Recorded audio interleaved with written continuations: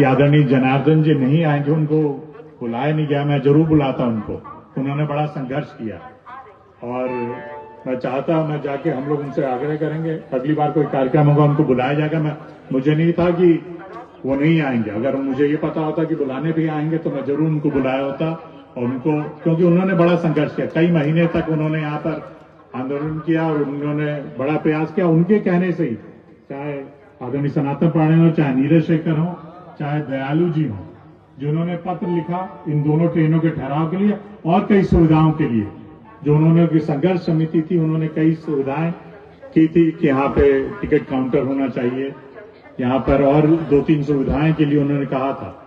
मैं ये मानता हूं कि उनके संघर्ष की वजह से हम लोगों ने आगे जो काम किया, उनके वजह से किया। तो उनको आज के दिन मैं चाहूंगा एक बार उनके लिए एक बार जोरदार ताली हो जाए जनार्दन जी के लिए और उनकी पूरी समिति के लिए कि उन लोग के प्रयास से यहाँ ये 2 ट्रेन। और इसमें मैं ये जो बात कही सनातन पांडे जी ने कि उन्होंने भी पत्र लिखा था, मैंने भी पत्र लिखा था, लेकिन हुआ है ये दयालु जी के कहने से। पत्र उनका माननीय मंत्री जी के पास पहले उनका पत्र, लेकिन उसमें जो माननीय मंत्री जी के यहाँ से मुझे बताया गया कि हम तीनों लोगों का नाम, दयालु जी का, सनातन पांडे जी का और मेरा, और समिति के भी चिट्ठी गई हुई है। कि मैं स्पष्ट कर देना चाहता हूं, कई बार ये कहा इनके समिति की भी चिट्ठी वहां पर है, जो ये 2 ट्रेन का ठहराव है, इसमें जो इन्होंने कहा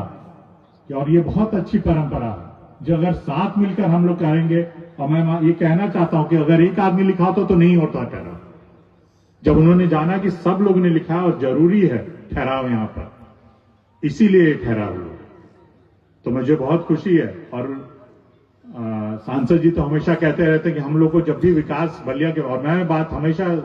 इस बात को दोहराता हूं कि बलिया के विकास की बात हो या बलिया के हित की बात हो, तो दल से ऊपर उठकर हम लोग को काम करना चाहिए।